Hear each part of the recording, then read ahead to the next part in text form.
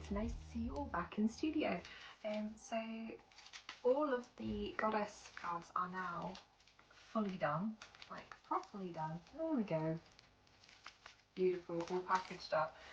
We started off with the first 4 goddesses and they were not as done. The first rendition of these was actually a smaller version without the frame on them. And I think they still look nice, but they just needed something extra.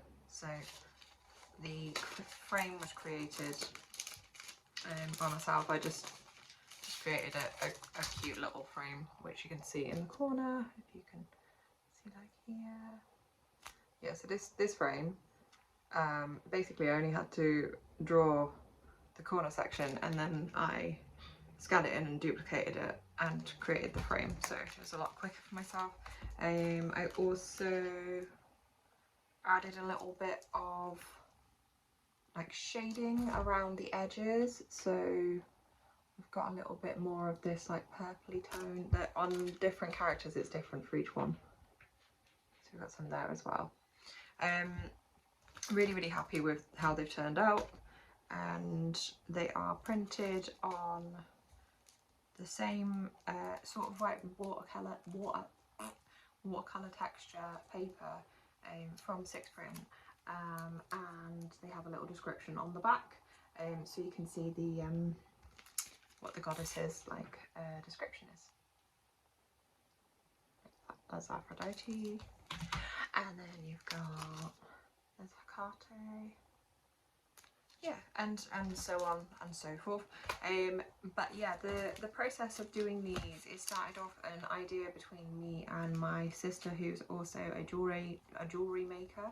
A lot of her designs are more sort of mystical, spiritual, earthy, kind of like she does runic things, and then she'll do like nature-based things, and it's all very like that natural, down to earth, but it's quite realistic, as in like the look of the items. Like she's got pieces that are like branches that look like branches, like but in a necklace form, or you know, like little leaf earrings, like that sort of thing, whereas my work is very, what would you say, cartoony, and yeah, it's like character based. So it was kind of like a collaboration between us, because the idea was to create a gift box, either for yourself or for someone that you love, someone who maybe was interested in one of these goddesses and they wanted to create like a little shrine or memorial for basically spiritual things. Like I'm not like massively into it myself, but I do really love the idea of goddesses and all the mythology behind it, and the practicing with the rituals and everything. I think there's something really beautiful about that, and it's a really lovely way of expressing femininity through the goddesses. So we picked the 7 goddesses just as they were, because we were going for a good mix of different representations of femininity, and there is a hell of a lot of goddesses, and we wanted to do like a mix of all of different cultural goddesses as well. We didn't want to have all Greek goddesses, which are quite common, obviously. We wanted to have a few that were a little bit different, and the idea is to eventually expand it so we've got even more, but at the moment we're just staying with the 7 because it's quite a lot of work, and with each piece that I draw there will be a corresponding jewellery piece, so that is in the works at the moment. At the moment the artwork is done for me and my shop on Etsy. I am selling the art cards. If you wanted to get hold of the gift boxes, it probably won't be for a couple of months, because we've got to get everything together to work between us, the jewellery needs to be done, and there's some other little things that we need to tie up as well. So if that is something that you're interested in, just keep on following me here. I do updates on the channel, so yeah, it's a long process, but it's going to be really, really good in the end. I think it's going to look really beautiful. There was a lot of research that went into each of these characters. I had to look in depth into each character to make sure that they were going to be a good visual representation of each goddess. There is a lot of writing about each of these characters, and sometimes there's conflicting sort of like imagery of how these goddesses are depicted, so you kind of do have to fill in the blanks a little bit, which is what I ended up doing with quite a lot of the goddesses. They still stick quite strong. I wanted to keep them quite strong, linked to how they were meant to look. I tried to keep the Greek goddesses looking more like they were from ancient Greece, but with a modern twist. And I wanted to keep, like, say, Isis being an Egyptian goddess, I wanted to make sure that she did actually look Egyptian, but keep to her character as a goddess. In mythology, she was depicted with the I think it's the bull. Is it the bull's horns on her head, and then the disc in the middle, and then she's also associated with blue lotus flowers and wings. I think she was meant to have these beautiful big wings, and so I didn't want to draw a goddess with wings. It wouldn't work in the way that I was imagining it, so I kind of made it like her robes. So she's got more of like the dress part of her robes is like wings, so you can imagine when she puts her arms out, she'll have like those beautiful flowing wings, like feathery sort of dress, but then also like looking like an Egyptian dress, the way that you would dress with the linens and the decorative I think stones like lapis, and yeah, just really wanted to show off her beauty, but as in with her cultural beauty. Isis is the goddess of protection and magic. Her energy brings comfort and healing to those facing difficulties. She is the mother to all and always ready to hear our pleas. I wanted to bring together all the bits of each character and kind of write like a little note to whoever you're giving this card to. If it's something to yourself, maybe it's something to show the strength that you want to get from that goddess. With Isis, because she is a very strong goddess. She's like the queen archetype, so she's very powerful and trying to get that power into you. And if you are worshipping Isis, then you will want that. So I think she has more of like a magical quality to her as well. So she's powerful and magical. Yeah, and then there's the healing parts and the energy and probably focus, I'd imagine. But yeah, I just wanted to incorporate all of that into her, and I think I have done that quite well. I think I've chosen to do the Egyptian hair with the beads because I thought that she has then got a actual Egyptian haircut, because I think, don't quote me on this because I'm not a historian, or an Egyptologist or whatever, but I think they used to wear wigs, so I think that would have been a decorative wig that she would wear on her head, and I think I was kind of like going for that sort of thing.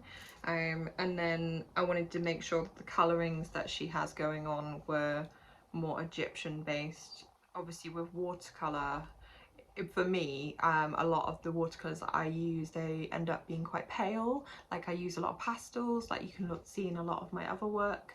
I'm very summery, sort of spring vibes with a lot of my work, so I think it was interesting to work with these because it ended up meaning that I was doing a lot of like golden hues and a lot of more pastels, but then also like deeper colours as well.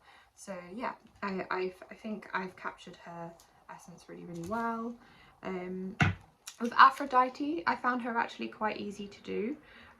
She is the goddess of love and seduction. Her energy will bring you self-love or from others. She increases fertility. She teaches us to accept love in all forms and follow the truth of our desires. So Aphrodite is quite a popular goddess, so there's lots of depictions of her. I wanted to keep the pearls and the roses as the main thing, because I think that is something very romantic. I also wanted to give her this beautiful sort of flowing watery image, like because she's depicted a lot of the time around the sea, and then I made sure to give her more kind of Grecian clothing, like, or inspired by Grecian clothing, so that she has, like, still has that look. Then we've got Hecate. She is the goddess of magic, night and necromancy. Her energy will bring you guidance, helping you find light in the darkness. She shows us the way and helps us with shadow work.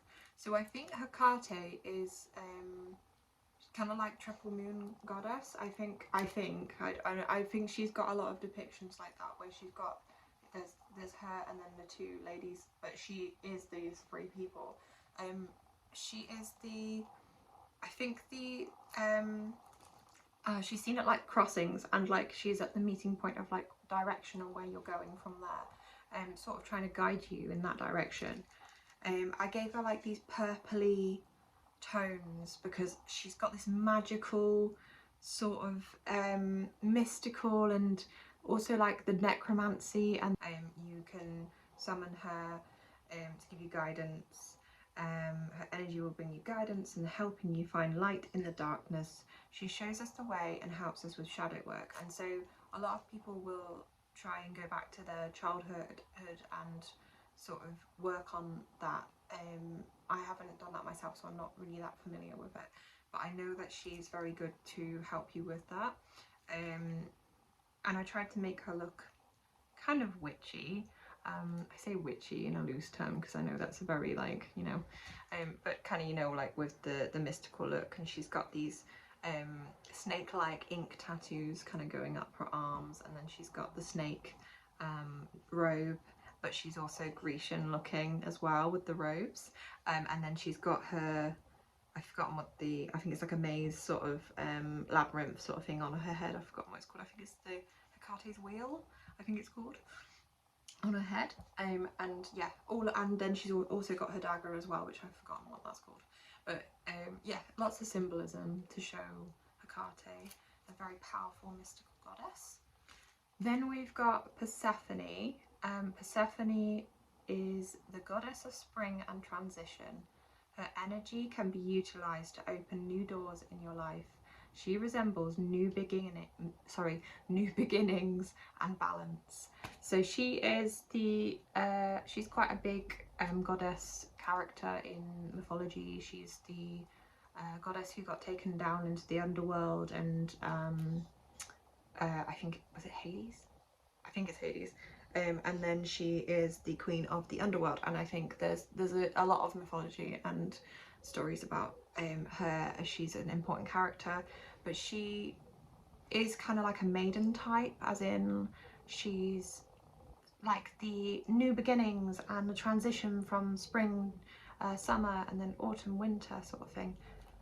So she is very important as a goddess, and she can embody that change in life. I tried to make her have the purples sort of to go with the pomegranate, because I know the pomegranate is a big symbol of her. Persephone, I decided to do the purple hair, or like the deep toned reds and purples in the hair, and then the I think they are daffodils. They might be, I think there's a different name for daffodils, but yeah, the daffodils in her hair, and the earrings, they're supposed to be like representing her springtime sort of look, if that makes sense. So yeah, I wanted to mix both of them together, so she's got spring and sort of underworld vibe, so she's a bit of both, so you can see like the transition between the two. Then there's Bridget. I put on the back, I've designed Bridget as, well, she's a Celtic goddess, so she looks like a a beautiful Celtic woman with her long fiery red hair and bright green eyes, and I wanted to make her clothing look like she was from Celtic times. Celtic times, that doesn't make any sense. From like would it be like the Iron Age time? I don't know. I'm not very good with my history, so she's the goddess of healing and learning. Her energy awakens our inspired self and tends the brilliant sparks within. Her flame represents warmth, protection, and the ability to create. So she is I believe, the goddess of learning as well, and creativity, inspiring you, and gives you help with creative pursuits, basically. So she is very homely. She is like the master of crafting, so she'll be inside cooking, making potions,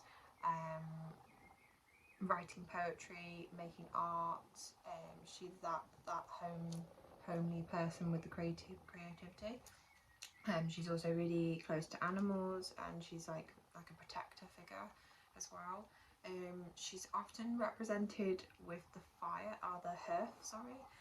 So I painted her with the fire in there as well. And her whole image is based around like creativity, but also knowledge and being wise, and being able to teach from using all of those things, all of those skills. And yeah, I've given her these woody sort of colours. She's quite indoorsy, kind of cottage, warm, cozy feel, which is what I wanted to give her. But yeah, so she sparks your creativity if you wanted to worship her. Then we've got Artemis, and Artemis is quite a popular goddess. She is another Greek goddess, and she's goddess of the hunt. She is the one who goes out there and just gets it done, like, as a woman. she's very independent. She's self-assured. She's very powerful. She knows what she wants and she gets it, sort of thing. Yeah, she was quite hard to draw. I found it hard to get the positioning of the bow and arrow and get it into a portrait, basically. So it was hard for me to get the whole bow and arrow and her to make it like big enough, but then also I knew it was going to be a card, so I didn't want it to lose the detail by making it so small. So I imagined her being quite simplified. I don't think she's like a decorative character. I don't think she is necessarily the sort of goddess that would wear like a lot of jewelry and would be very like flamboyant in the way that they dress. Like, her beauty is very natural. She is very down to earth. She's basically, I would say she's more like, she's a hunter, so she'd be like in camouflage. So I tried to make her look like she'd be wearing green, but she'd be in a Grecian clothing again. But then she'd have the vines around her, and her bow was kind of simple, but then also quite elegant looking with the plants around it. And then I wanted to give her some sort of crown, so I gave her this sort of like stag look crown, because she is kind of symbolized by like the stag and I think the moon as well, but I didn't get the moon into it. I didn't feel like it sort of fit in with the picture. So yeah, I gave her that beautiful sort of natural look, and I wanted her long flowing hair, and then she'd have like braids through it. And then last of all, we've got Demeter, and Demeter is the goddess of harvest and fertility. Her energy cultivates a healthy relationship with the natural world. She shows us how to grow with the world. So she is basically, she's the goddess of harvest, so she is good for fertility and nurturing and growing and an abundance of things. If you if you were in Greek times, you would worship her for a good harvest, for good crops that year. Or if you couldn't have a baby or you were finding it hard to conceive, maybe you would worship her to give you good fertility.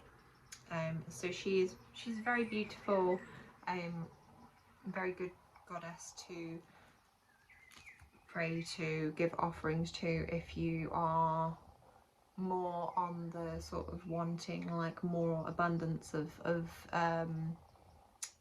life and nurturing and energy in your life. So yeah, so she'll give you more things that enable you to grow, and that's like food, that's like I'm not sure about wealth as in like money wealth. I don't think she's that sort of goddess, but I guess if you believed strongly in that way it might work.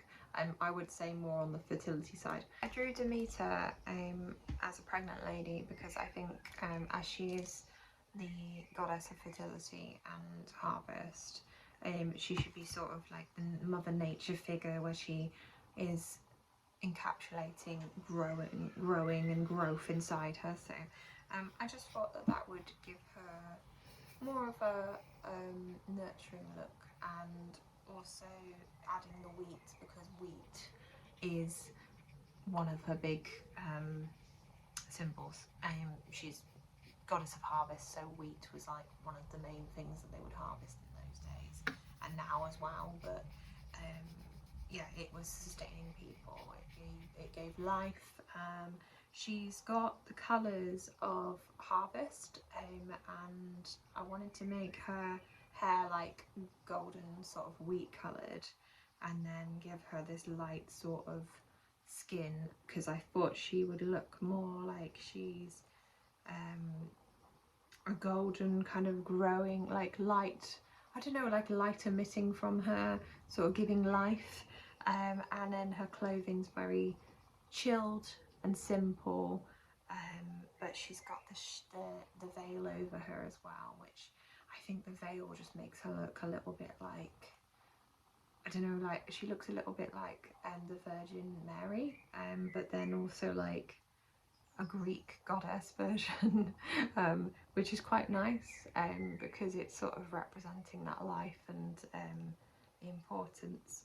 And yeah, I just wanted to have her feel more like a sort of mothering character, sort of a slightly older lady, not older, but more mature lady that would be able to guide you and look after you and look after the children that are growing, and all of the crops that are growing. Yeah, she's got a lot of importance given to her. She has a lot to do with the natural world and the wildlife, and yeah, like just the world around her growing, and how you use that to bring growth and lots of life into your life. Yeah, that is what she does. Yeah, I do hope you've enjoyed watching this and looking at how this whole process went along, and how it's building on to be something of a bigger project. We are hoping to get some more goddesses out soon. I want to draw some more of the goddesses so that we can build up 12 of them and get a calendar out. So that will be coming soon. So if you've got any suggestions, pop them in the comments below. And if you want to grab any of these, they are available in the Etsy store. I'll pop a link below. But yeah, thank you very much for watching, everyone, and I hope you have a lovely week, and I will see you in another video soon. Bye!